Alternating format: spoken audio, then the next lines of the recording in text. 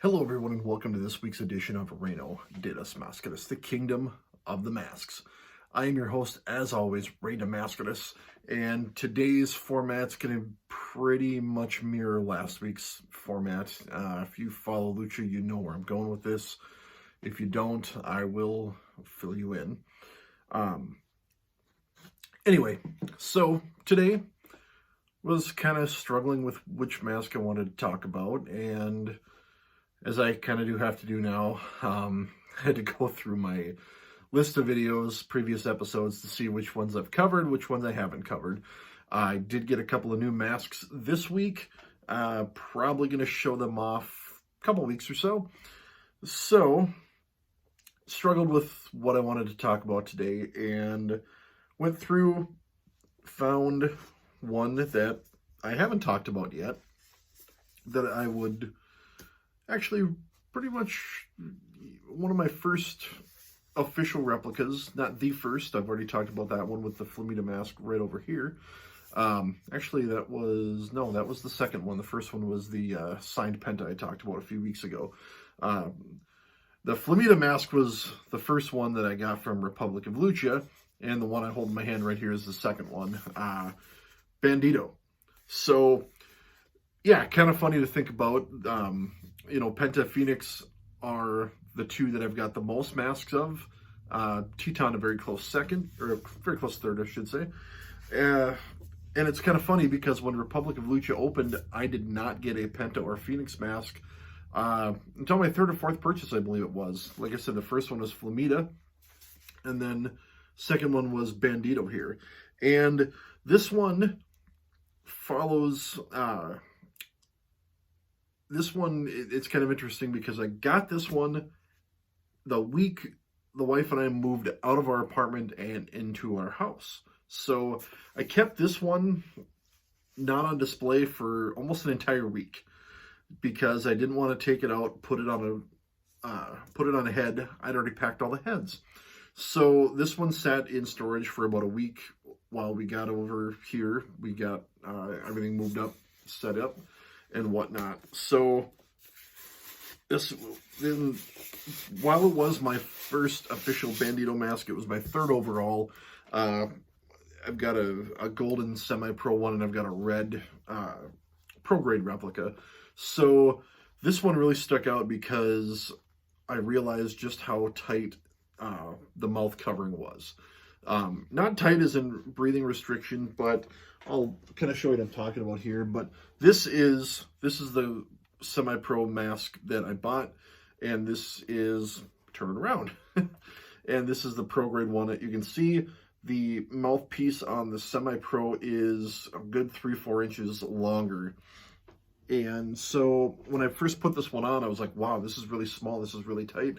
No, it's just the normal size covering for a Bandido mask. And yes, my beard does stick out from underneath it. You'll see that when I put it on, but really matched up well with the Flamita mask that I bought. Flamita's got the dark blue. This one's got a darker blue, but still kind of a lighter blue. So it was kind of an interesting contrast in terms of, Flamita had just went demonic Flamita. And so it was like, well, I've got demonic Flamita, but not quite demonic Flamita, and I've got the light side that is Bandido. So, yeah, just a very cool, Bandido masks are so cool by default, but, you've got the stretch material down here, so it'll kind of contour to your neck, even actually a little bit up here with my head. And then you've got the snap here with the chin, and you've got another stretch part here, so I can actually clasp this one, as you'll see here in a moment while I go ahead and put this one on quick. And here we are. Beard spilling out everywhere, notwithstanding. Yeah, so as you can see, actually a very nice fit. As I've talked about numerous times on past videos, a lot of the official grade, or a lot of the official masks that I buy from luchadors, pretty tight fitting. This one does fit pretty snug. It's not going anywhere, but it's not real restrictive. I can move around, I can move my neck around, I can breathe, and it sits really nice. It sits really nice on my head. Yes, I'm bald. So, yeah, this is one of two official Bandido masks that I own. I've talked about the other one. You can see it just out of frame reach here, was the PWG Championship worn Bandido mask. So nothing quite like the first, though. And like I said, I love how this complements and contrasts the Flamita mask that I also have. Given recent events, maybe we'll see him tag up again. You never know. But yeah, I love this. Bandido masks, some of my favorites. This one, you know, the first one always holds a special spot in a collector's heart. So, needless to say, this one's definitely one that's not going anywhere anytime soon, and if ever. So, I'll go ahead and switch it off. We'll talk a little bit more about it, and then we'll wrap up with a little bit of a news update. And we are back.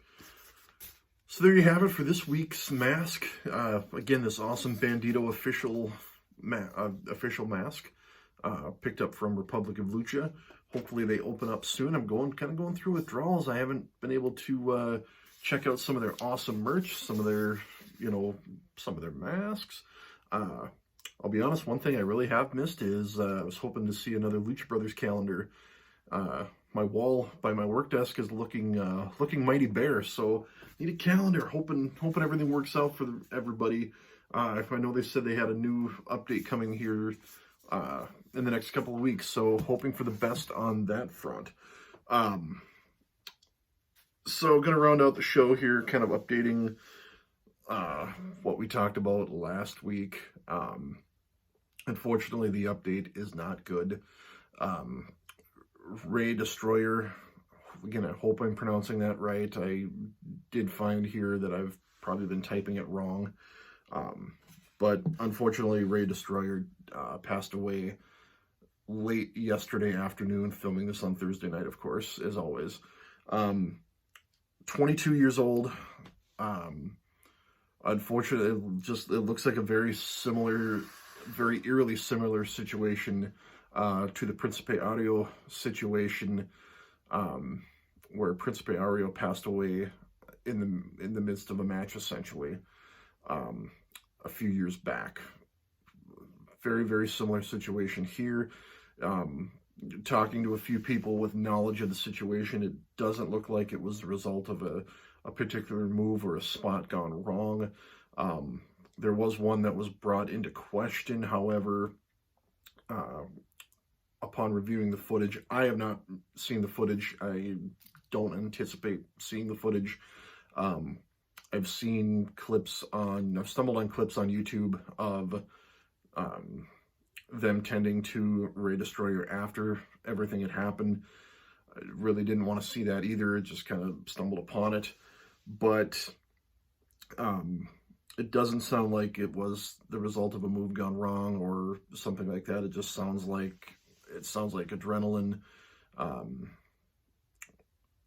elevated blood pressure, that sort of thing, just kind of caused a spike and caused something to happen.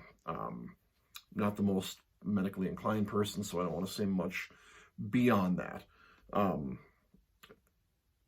know there was a few shows last week, benefit shows, and I know there were some PayPal accounts to donate to. I don't believe they're open anymore. I don't know anything really beyond that, but just kind of update everyone that unfortunately he did lose his life. It sounded like he was in very serious condition immediately after, and the condition never improved. So condolences, thoughts, prayers to his family, friends during this difficult time. It's never something fun, never something you want to see as a Lucha Libre fan. We've, over the past even just 5 years, we've seen it happen way, way too much with some of the younger generation and some of our longtime favorites.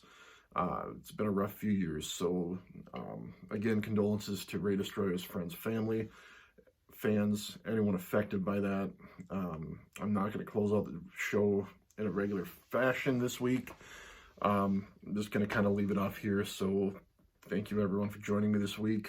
And again, thoughts to the family and the Friends of Ray Destroyer.